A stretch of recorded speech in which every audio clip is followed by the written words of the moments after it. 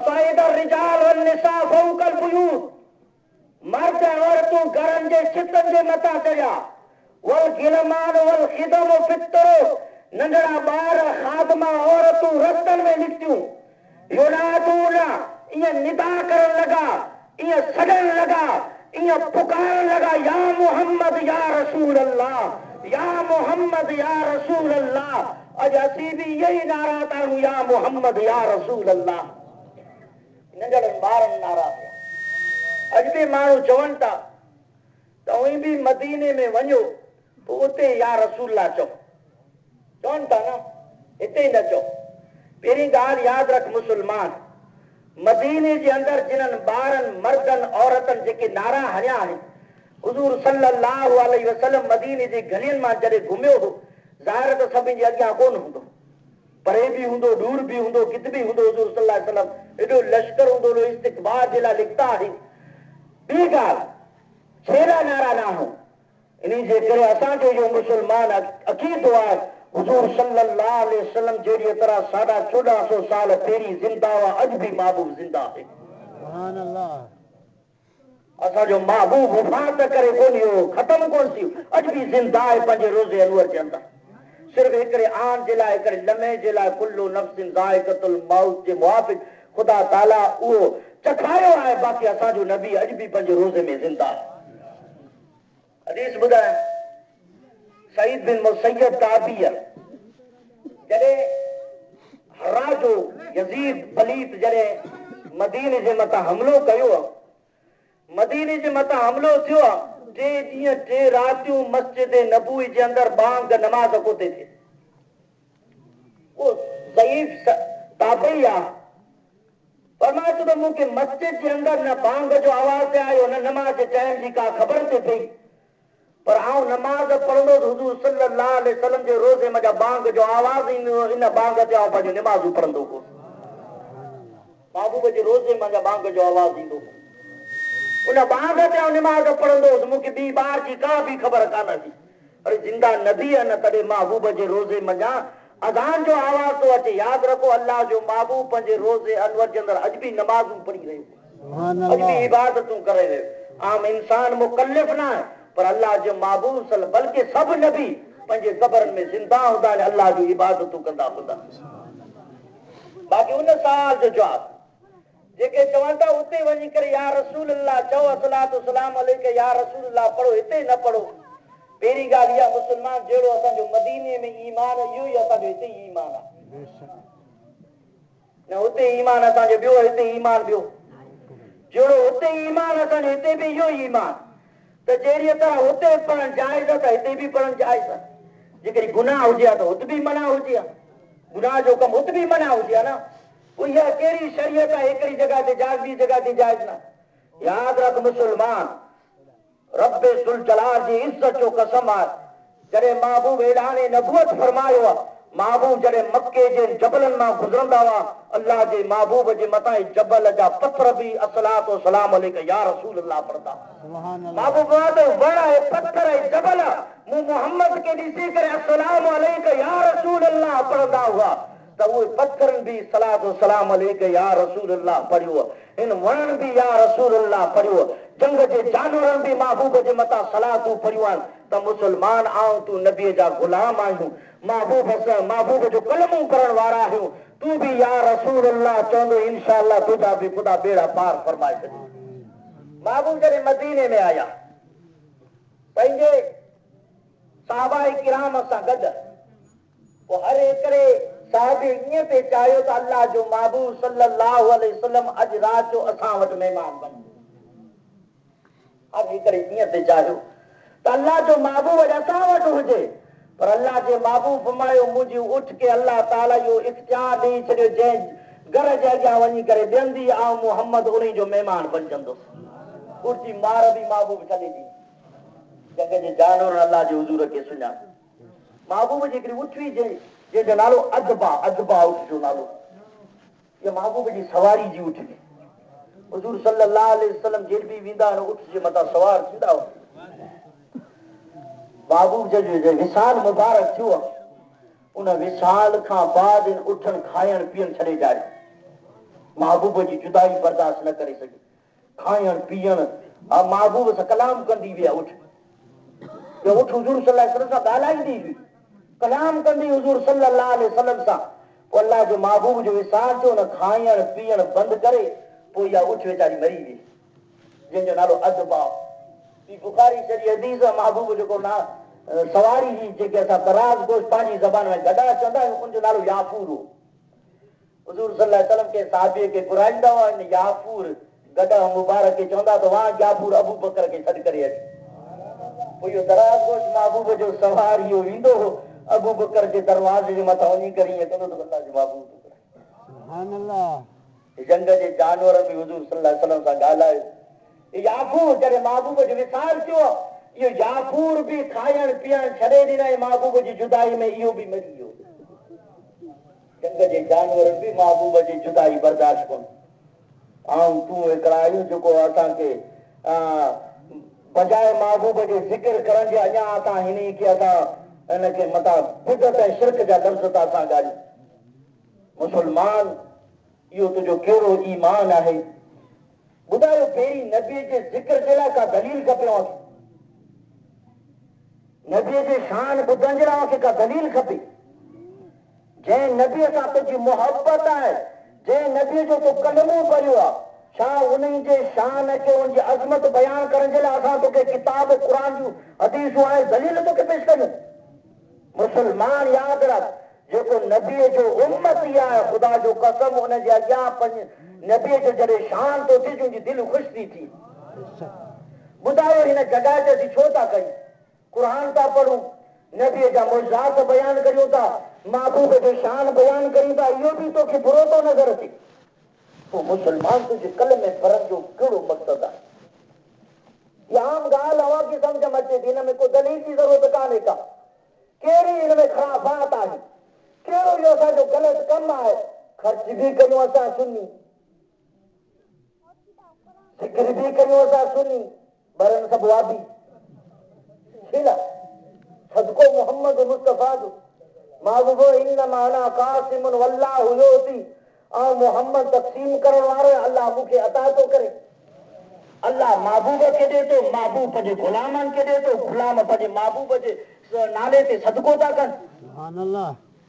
असांखे मिलियो मोहम्मद जे सदके। जेके कनि था, इहो न आहे त रुबरू नबीअ जो उर्स उहो करे जेको मालदार आहे, ग़रीब बि कर। जेकॾहिं तो वटि करण जी ताक़त न आहे न, इहो 10 रुपए या 100 रुपए जो कंहिं में शामिल थी, ख़ुदा तोखे सवाब नसीब फरमाईंदो। सिर्फ़ नबी अमीरनि जो न आहे, ग़रीबनि जो बि नबी आहे। असां सभिनि जो मोहम्मद मुस्तफ़ा नबी आहे। पोइ बि मुस्लमान असांजे वॾनि जो इहो अक़ीदो कोन अचूं, वॾनि जी इहा मोहबत आहे, 7 उर्स खाधासीं, ख़ुदा असांखे जहन्नम खां बचाईंदो। 7 उर्स मिली थींदासीं, इलाही ताप इलाही छो त नबी साईं जे सदके। दुरूद पाक पढ़ महबूब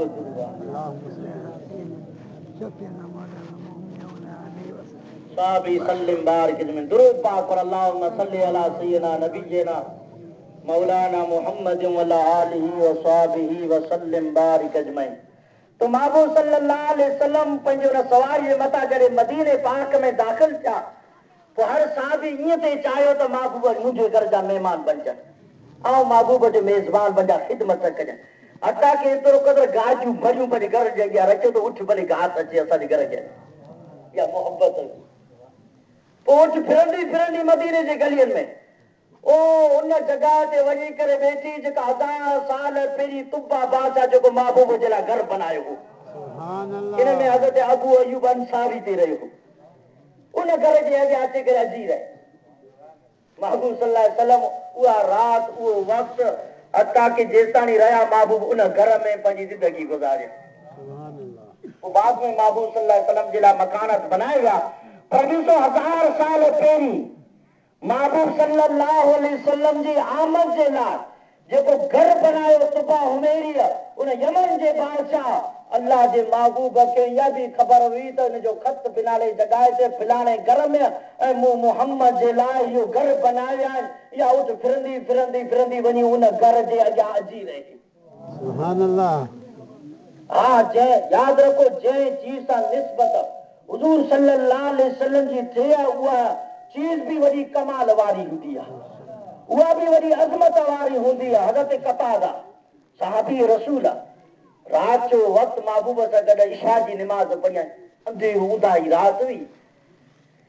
अर्ज़ु करे या रसूल हाणे ऊंदाही आहे, छॾो माण्हू या रस्ते ते वञा थो नज़र को थो अचे, अल्लाह जो महबूब कहे मूंखे लठ हिकिड़ी आणे ॾे। हुजूर सल्लल्लाहु अलैहि वसल्लम उनखे हुजूर सल्लल्लाहु अलैहि वसल्लम खे लटकी महबूब जो हथ मुबारक फेरियोसि। महबूबा तो 10 गज हेठि साजन तरफ़ अॻियां पुठियां 10 गज इहा तुंहिंजो रोशनाई रोशनाई उहो साहबी रसूल लठ हथ में जहिड़ी हथ बती हीअं खणी पंहिंजे घर जी तरफ़ अचे थो। अल्लाह जे महबूब घर में वेंदो तोखे हिकिड़ी कारी चीज़ नज़र ईंदी, उन कारी चीज़ खे मोचा हणी करे ॿाहिरि कढे। वो साहबी रसूल अचे तो ये लठ हथ में रोशनाई वारी अचे करे घर जे अंदरि दाख़िल थियो, घर में नारो तो कारी चीज़ बीठी आहे, लठ खणी करे बाटे बाठा हणे घर मां ॿाहिरि कढे। अल्लाह जे महबूबा इहो घर में तुंहिंजो शैतान जेको लठ हणी तूं ॿाहिरि कढियो।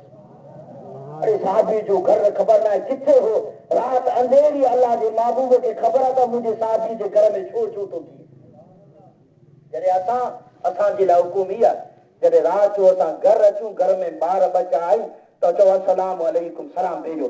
जेकॾहिं ॿार बच्चा के न आहिनि सुता पिया आहिनि घर में माण्हू न आहे पोइ छा चओ अस्सलाम वालेकुम या अय्युहन नबिय्यु, ऐं नबी तो ते सलाम हुजे। महबूब जो नूर जेको आहे, महबूब जो रूह पुर नूर जेको हूंदो आहे, महबूब जे निगाह नबूवत जेका हूंदी आहे, निगाह रिसालत हूंदी आहे, हर मुस्लमान मोहम्मद जे घर में हूंदो आहे। रूहानी तौर आहे महबूब नूरानी तौर आहे, इहो असांजो अक़ीदो। बाक़ी जिस्मानी हुजूर सल्लल्लाहु अलैहि वसल्लम अॼु बि पंहिंजे रोज़े अनवर में आहे जिस्मानी तौर।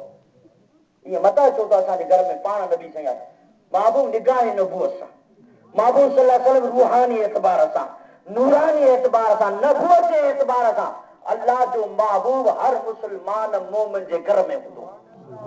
मोमिन जा घर मुस्लमान मोमिन हुजे जिस्मानी तौर अल्लाह जो महबूब पंहिंजे रोज़े में आहे। बाक़ी अल्लाह इहा ताक़त ॾिनी आहे, महबूब बा इख्तियार आहे, इख्तियार खुली आहे, चाहे त पंहिंजे आशिकनि जे घर में बज़ात खुद भी वञी सघे थो।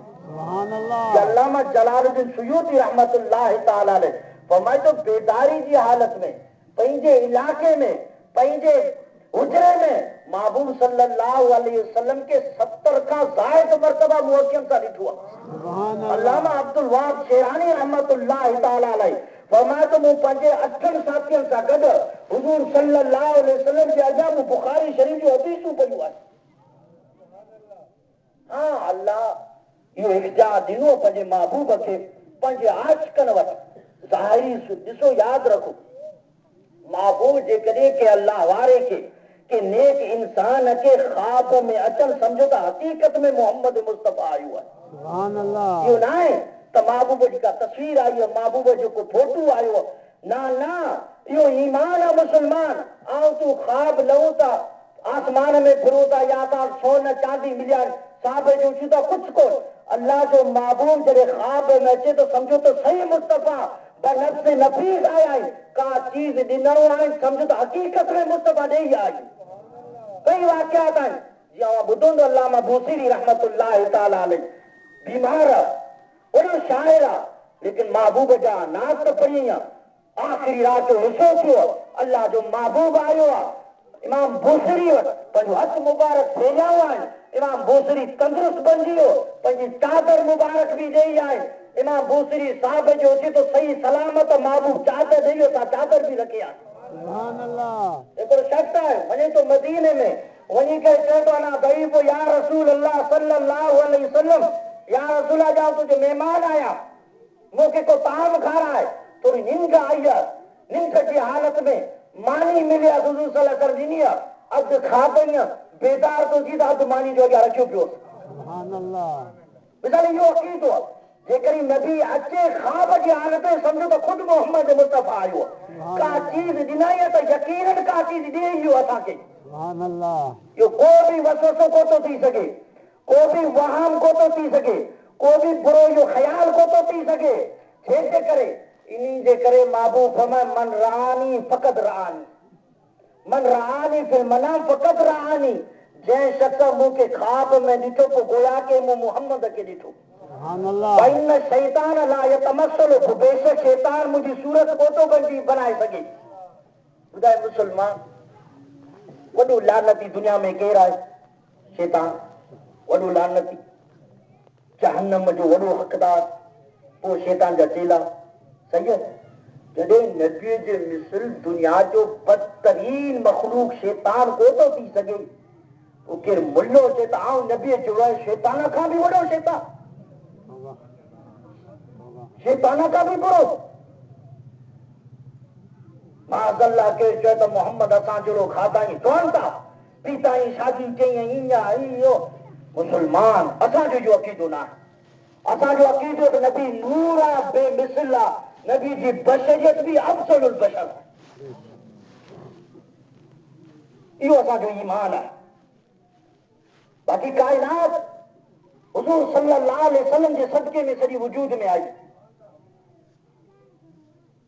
जेके भी कायनात इहो अक़ीदो रख मुसलमान, इनमें को भी इंसान गलत ख्याल भी ना आए। हुजूर जी ज़ात के बारे में वार बराबर भी तो जे अंदर बेअदबी पैदा थे तो याद रखो तो जो ईमान भी खत्म थी, तुझी जिंदगी भी तबाह, तुझी आखिरत भी तबाह बर्बाद थी। बाक़ी जन्नत केर पंहिंजे अमल जे ज़रिए सां कोन वञी सघंदो। जन्नत में असीं पंहिंजे अमल जे ज़रिए सां कोन वञी सघंदा। असां ॾे एतिरी रियाज़तूं आहिनि ई कोन, एतिरियूं इबादतूं आहिनि ई कोन, असां वटि एतिरा अमाल कोन जेको असां जन्नत में वञी सघूं। जन्नत में वेंदासीं ख़ुदा जे फज़ल सां, महबूब जी शफ़ाअत सां। सुभान अल्लाह। न आहे अहिड़ी मजलिस में केरु चए थो तव्हां पंहिंजे अमल जे ज़रिए सां जन्नत वेंदुसि, केरु कोन असां में।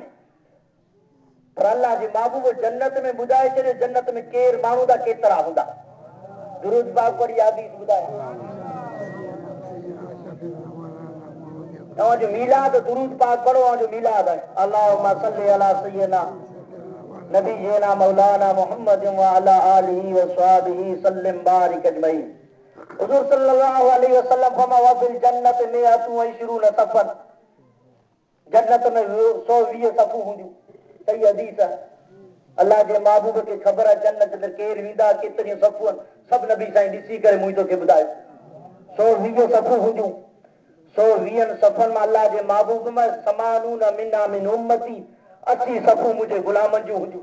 सुभान अल्लाह। हिकिड़ी सफ़ जे अंदरि करोड़ूं अरबूं माण्हू हूंदा, 80 सफ़ू नबी जे उम्मतीअ जूं। बाक़ी 40 सफ़ू 1,24,000 नबी उन जी उम्मत जूं, 40 सफ़ू उन्हनि जूं, 80 सफ़ू नबी जे गुलामनि। सुभान अल्लाह।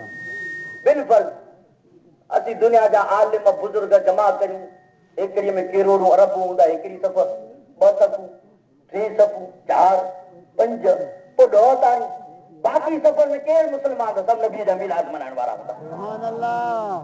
ये नबी जा आशिक़ हूंदा ना, महबूब सां मोहब्बत करण वारा हूंदा, ये शरीयत मुस्तफा जे मथां अमल करण वारा हूंदा, पंहिंजे गुनाह खां तौबा करण वारा हूंदा, महबूब सां मोहब्बत करण वारा हूंदा।